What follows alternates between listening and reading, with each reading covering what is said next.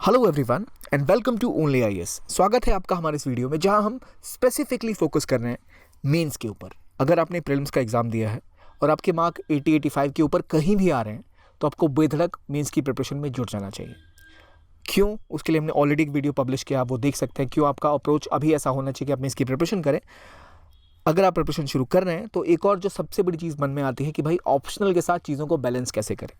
बहुत से स्टूडेंट्स हमारे पीएसआईआर प्रोग्राम में एनरोल्ड हैं, उन लोगों ने लगातार हमें क्वेरीज भेजी थी कैसे भाई जीएस में पीएसआईआर की प्रिपरेशन को हम बैलेंस बनाएं मेंस की तैयारी के दौरान। तो ये वीडियो कोशिश करेगा आपको क्लियर करने के लिए आपके डाउट्स कि भाई कैसे पॉलिटिकल साइंस और जीएस को आप बैलेंस तरीके से कर सकते हैं। सबसे पहली बात कि सबसे इंपॉर्टेंट आपके मेंस में जो स्कोर है, सबसे बड़ा हिस्सा आता है वो किस चीज़ का है? वो आता है आपके ऑप्शनल का। 500 मार्क्स आपके दांव पर रहते हैं फ्रॉम योर ऑप्शनल्स, और optional is a very large topic. तो जहाँ भी आपके ऑप्शनल्स के साथ जीएस का कोई भी पेपर मैच कर रहा है तो आपको सबसे पहले उसके ऊपर काम करना चाहिए साइड बाय साइड। वो कैसे, वो आगे मैं एक्सप्लेन कर लूँगा। इसके अलावा दो जो और इम्पॉर्टेंट चीज़ें रहती हैं जो सबके लिए कॉमन रहती हैं, वो होती हैं एथिक्स और एसए। अलग अलग ऑप्शंस के अलग अलग फ़ायदे होते हैं एसए और एथिक्स में, अगर वो ह्यूमैनिटीज़ के आसपास है तो। पीएसआईआर की जब मैं बात करूं तो वहां अगर आप पीएसआईआर पढ़ रहे हैं तो पेपर 1 सेक्शन ए में ऑलरेडी आप वेस्टर्न पॉलिटिकल थ्योरीज को पढ़ते हैं, जिसमें आप प्लेटो को पढ़ेंगे, एरिस्टोटल को पढ़ेंगे, सोक्रेटिस को पढ़ेंगे। उन स्कॉलर्स का इस्तेमाल आप एथिक्स और एसए में भी कर सकते हैं। फिर आप गवर्नेंस पढ़ते हैं, उनका एग्जाम्पल आप सिविल सर्वेंट के सिविल सर्विसेज के एग्जाम्पल्स में कर सकते हैं। जो आप लेट्स से नेशनल मूवमेंट पढ़ रहे हैं या फिर आप कॉन्स्टिट्यूशनलिज्म के बारे में पढ़ रहे हैं, तो जो इंपॉर्टेंट कदम जिन्होंने उठाया उनका एग्जाम्पल अपने आप केस स्टडीज़ में कोट कर सकते हैं। केस स्टडीज़ में ना सही जवाब एक्सप्लेन करने कोई चीज़, कोई एक वैल्यू, तो वहाँ पर उसको कोट ज़रूर कर सकते हैं। तो बड़ा इंपॉर्टेंट है कि आप जब भी इन चीज़ों को देखें सबसे पहले आप बैलेंस बनाएं कि भाई कितना मेरा जीएस जो है वो ओवरलैप कर रहा है ऑप्शनल के साथ, और जो भी चीज़ ओवरलैप कर रही है उसको प्राइमरीली ऑप्शनल से करिए, क्योंकि ऑप्शनल में आप किसी चीज़ को ज़्यादा डेप्थ में करेंगे, करनी भी चाहिए। और जब आप वहाँ से कर रहे हैं तो आपको उसको फिर जीएस के लिए ईजिली थोड़ा सा उसको माइल्ड करके, थोड़ा कम यूज़ करके आप अपने मेंस में आंसर राइटिंग का यूज़ उसको कर सकते हैं। इसके लिए बड़ा इंपॉर्टेंट है कि आप पहले आंसर राइटिंग करिए। और अभी तक अगर आपने आंसर राइटिंग शुरू नहीं करी है, आपको थोड़ा सा डाउट लग रहा है कि भाई प्रैक्टिस नहीं है, हैबिट नहीं बिल्ड की हुई, तो आप हमारा 60 day rigorous daily answer writing programme join कर सकते हैं, जो 13 जून से स्टार्ट होने वाला है। इसमें खास बात यह है कि आपको डेली 1 घंटे के अंदर 7 आंसर लिखने हैं। क्यों? क्योंकि भाई 7 3 21, आपको 3 घंटे में कम से कम 21 आंसर लिखने की प्रैक्टिस तो 1 हफ्ते के अंदर हो जाएगी।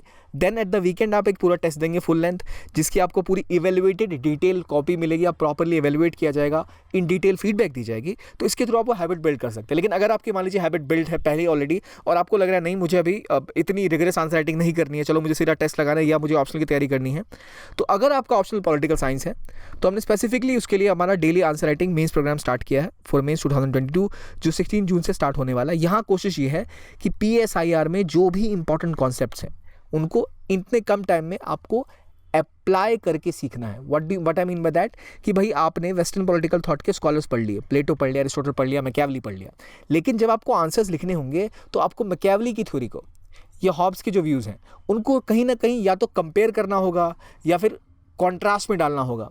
रियलिज्म आप पढ़ रहे हैं, आप फंक्शनलिज्म पढ़ रहे हैं, आपने रियलिज्म पढ़ा, फंक्शनलिज्म पढ़ा, पर अगर आपने उसको रिलेट करना नहीं सीखा तो अपना आंसर आप बिल्ड नहीं कर पाएंगे। तो उन सभी चीज़ों को ध्यान रखते हुए एक ही डेली आंसर राइटिंग प्रोग्राम है जिसमें आपको 8 फुल लेंथ टेस्ट पेपर्स मिलेंगे, सारा कंटेंट मिल रहा है, मॉडल सॉल्यूशन मिल रहे हैं प्रीवियस ईयर क्वेश्चंस के, ताकि आप जल्दी से उसको रिवाइज कर पाएँ। और अभी सबसे ज़्यादा ज़रूरी क्या होती है, वो होते हैं आपके नोट्स जो कंसोलिडेटेड हों, जो आपको स्पेसिफिकली टारगेट करते हुए मिले। जो हमने कोशिश की है इसमें कि आपको जो भी पीएसआईआर के नोट्स मिल रहे हैं, ऑलरेडी कई टॉपर्स ने इसको पहले भी रेफर किया है, जहाँ पर हमने कोशिश की है कि जो स्कॉलर्स आपको चाहिए वो स्पेसिफिकली अलग कलर से मार्क्ड हैं, उनके व्यूज़ पर्टिकुलर कंट्री के ऊपर, उनके व्यूज़ पर्टिकुलर स्कॉलर के ऊपर, वो आपको एक साथ मिल जाते हैं।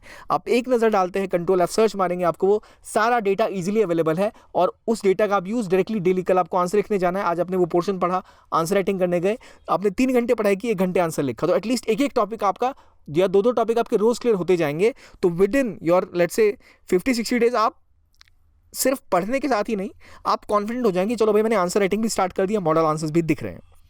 ये तरीका है उसका। और स्पेसिफिकली अगर आप आंसर राइटिंग ना करें या कुछ और करें, पर आपको बैलेंस तो करना है। तो वो बैलेंस कैसे करें, तो उसके लिए फोकस करना है हमें ओवरलैप के ऊपर, यानी आपका जीएस कितना पॉलिटिकल साइंस के साथ ओवरलैप कर रहा है। याद रखिए यहाँ सिर्फ अब रीडिंग से काम नहीं चलेगा, क्योंकि टाइम बहुत कम है, तो रीडिंग के साथ आपको राइटिंग करनी है। जो भी टॉपिक आप पढ़ रहे हैं उस टॉपिक के इंपॉर्टेंट कीवर्ड्स, उस टॉपिक के इंपॉर्टेंट डेटा को आपको साइडलाइन करना, एक जगह कंसोलिडेट करना है और फिर आंसर में लिखना है, क्योंकि अगर एक बार आपने लिख लिया कहीं पर तो आपको ज़्यादा बेटर तरीके से याद हो पाएगा। तो कहाँ ही ओवरलैप कर सकते हैं। For PSIR students it's very important कि आप पेपर 2 पे फोकस करें। पेपर 2 का सिलेबस आप देखिए, governance, constitutional polity, social justice, international relations, और ये आपका IGP का सिलेबस है PSIR का। Salient features of Indian constitution, principal organs of union government, statutory institutions, commissions, federalism, planning and economic development. अगर आप इन दोनों को कंपेयर करें तो ब्रॉडली सब कुछ मैच कर रहा है। IR तो ऑब्वियसली आप करेंगे ही। देखिए IR जब आप ऑप्शनल के लिए करते हैं तो आपको कुछ चीज़ें करनी होती है अपने आंसर में। जब भी आप लेट्स से आप जापान के ऊपर कोई आंसर लिख रहे हैं, ऑस्ट्रेलिया के ऊपर कोई आंसर लिख रहे हैं, तो आपको एटलीस्ट 1 या 2 स्कॉलर कोट करने होते हैं, जिनके व्यूज़ आप उसमें लिखते हैं, एक्सप्लेन करते हुए कि भाई ये इनके व्यू हैं, रिलेशंस यहाँ बढ़ रही हैं, ताकि आपको पता भी लगे आप ज़रा डेप्थ में लिख रहे हैं। आप कुछ एक डेटा फिगर कोट करते हैं, 1-2 स्कॉलर्स के नाम कोट करते हैं, क्योंकि आपके पास स्कोप भी ज़्यादा होता है आंसर करने का। जब आप GS में IR का आंसर लिखते हैं तो आपको राइटर्स या डिप्लोमेट्स को कोट नहीं करना होता, आपको एडिशनल डायमेंशंस दिखाने होते हैं। PSIR में आपको डेप्थ दिखानी होती है जब आप आंसर लिख रहे हैं IR का, GS में आपको डायमेंशन ज़्यादा दिखाने होते हैं, डेप्थ उतनी ना भी हो तो चलेगा। तो ये जो डिफ्रेंसिएशन है वो कैसे होगा, जब आप IR पढ़ने बैठे PSIR का, अगर आपका PSIR ऑप्शनल है तो आपको GS में IR पढ़ने की उतनी ज़रूरत नहीं है। जो भी आप IR के हमारे नोट्स हैं वो उठाइए, या जो आपके अगर आप कोई और सोर्स भी पढ़ रहे हैं उसको उठाइए। हर कंट्री पर बायलैटरल ट्रेड कितना हो रहा है वो डेटा हो गया, बायलैटरल ट्रेड कहाँ से कहाँ तक गया, लेट्स से 10 साल पहले कितना था, आज कितना है, कौन सी सिक्योरिटी एग्रीमेंट हो रखी है, कौन से अगर मिलिट्री एक्सरसाइज होते हैं तो वो कौन से होते हैं। तो बेसिक 5 या 6 चीज़ें आप हर कंट्री का, आपने मेजर कंट्री का, ऑस्ट्रेलिया हो, USA हो, रशिया हो, चाइना, पाकिस्तान, नेबरहुड के अलावा, क्योंकि सिलेबस में मेंशन्ड है, तो वो जो नेबरहुड के अलावा जो मेजर पार्टनर्स हैं इंडिया के, उनके आपने 5-5 पॉइंट्स हर देश के जमा कर लिए, 20 से 25 कंट्रीज हैं, वो आप कर सकते हैं इजीली, और then you will use it that in your answers.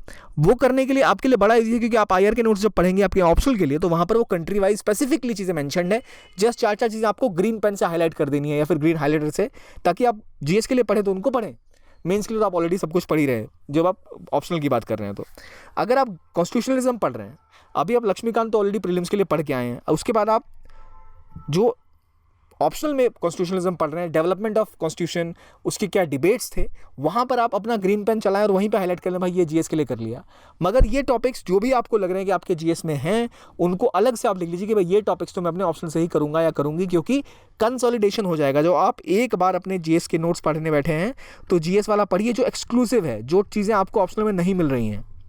For example social justice के कुछ पॉइंट शायद आपको आपके पॉलिटिकल साइंस में ना मिले, या सोसाइटी के पॉइंट्स ना मिले, तो सोसाइटी के नोट्स अलग से पढ़ते चलिए, लेकिन जो भी चीज़ें आपको दिख रही हैं कि भाई मेरे ऑप्शनल में है, उसको वहाँ से हाईलाइट करिए कि भाई ये मैं अपने ऑप्शनल बुकलेट से कर रहा हूँ, क्योंकि एक बार में आप वहाँ से रिवाइज कर लें, और रिवाइज करने के बाद उसको यूज़ करना बड़ा इंपॉर्टेंट है। अब यूज़ कैसे होगा, फॉर एग्जाम्पल एक क्वेश्चन देखिए, discuss the impact of economic reforms on the goal of eradicating poverty.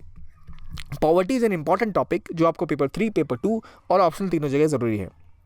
यहाँ पर आपको जो कोर चीज़ें चाहिए फॉर योर GS आंसर्स, वो है आपके पास डेटा, कि भाई कितनी पॉवर्टी है, एस्टिमेट कैसे करते हैं, कौन सी कमिटीज़ हैं, कैसे वो एस्टिमेशन किया जाता है, उसका क्या प्रभाव रहा, और कैसे इकोनॉमिक रिफॉर्म्स उसके बाद उभर के सामने आए। अगर आप इस आंसर को देखिए तो उन्होंने बड़े अच्छे से इसमें मेंशन किया कि भाई इकोनॉमिक रिफॉर्म, LPG रिफॉर्म्स कब स्टार्ट हुए, ट्रिकल डाउन अप्रोच की बात की गई। ट्रिकल डाउन अप्रोच क्या है आपको पता होगा आई होप। फिर इंडिया केज टाइगर से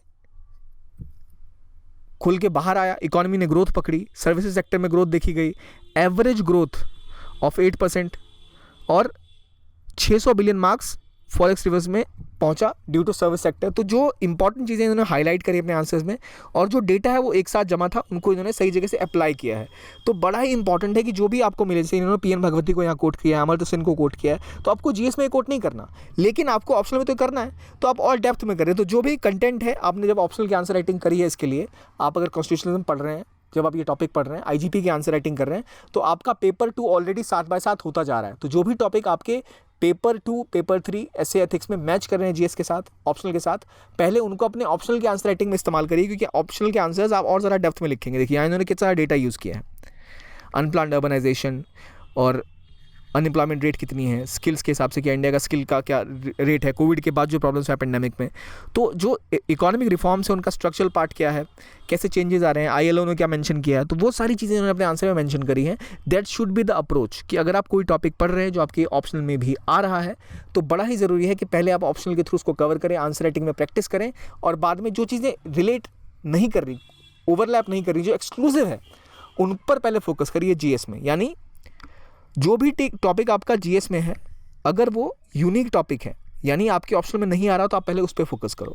ऑप्शनल के साथ जो भी चीज़ ओवरलैप कर रही है उसको GS के साथ, उसको ऑप्शनल के साथ करिए, आंसर राइटिंग करिए PSIR की, उसमें अपने आप ऐड ऑन हो जाएगा।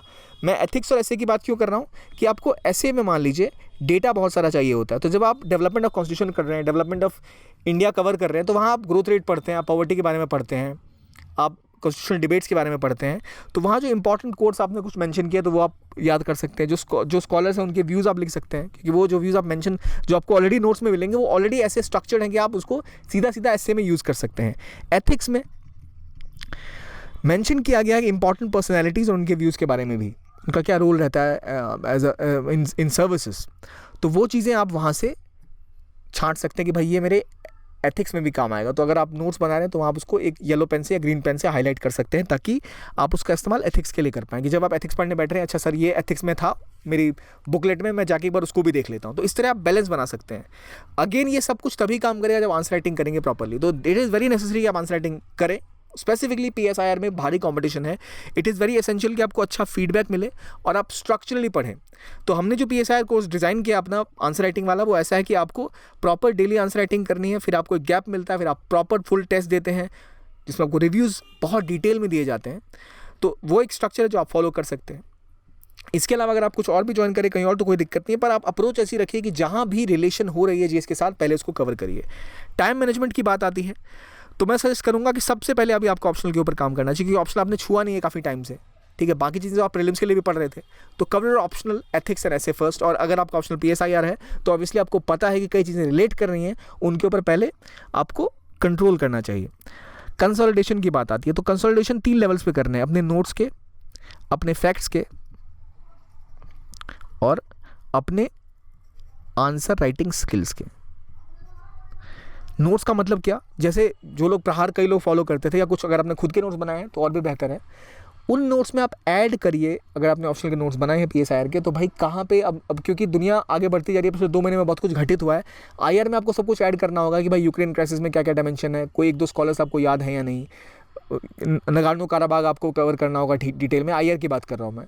वेस्टर्न पॉलिटिकल थॉट में आप कवर करेंगे भाई, तो आप वहाँ देखेंगे क्या कुछ रिलेट कर पा रहे हैं, जो यूरोस्फीयर था, जो यूरोपियन यूनियन की कैपेसिटी थी, उस पर जो फ़र्क पड़ा है, फंक्शनलिज्म को क्या कुछ चोट पहुंची है, तो ऐसे कुछ क्वेश्चंस आप एक्सपेक्ट कर सकते हैं। तो यहाँ आपको अपडेट करना बड़ा ज़रूरी है, इसलिए अच्छे नोट्स, फैक्ट शीट अलग से जहाँ आपको डेटा मिला हो कि भाई क्या ग्रोथ रेट थी प्री पैंडेमिक, पोस्ट पैंडेमिक क्या रही है, कहाँ पर इकॉनमी मूव कर रही है, वो सब एक साथ हैंडी रहता है।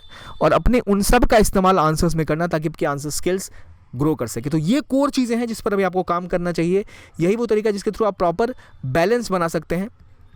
और जो भी इसमें आपको हेल्प चाहिए हमारी तरफ से, तो हमारे 2 इंपॉर्टेंट आपको प्रोग्राम्स मिल रहे हैं, 60 day daily rigorous answer writing और एक PSIR का स्पेसिफिकली डेडिकेटेड प्रोग्राम है। तो जो आप चाहें तो आप ज्वाइन कर सकते हैं। अपार्ट फ्रॉम दैट, अगर आपको फिर भी ज़रूरत है तो आप एक प्रॉपर बैलेंस बनाइए अपने नोट्स में, अपने टाइम शेड्यूल में, सोर्सेज में और आंसर्स में। अगर आप ये ज्वाइन नहीं भी कर रहे हैं, but still you have to very much be sure कि आप एक्सेल शीट के थ्रू या टेबल के थ्रू अपनी टाइमिंग, अपने नोट्स और अपडेशन टाइम पे करिए, ठीक है।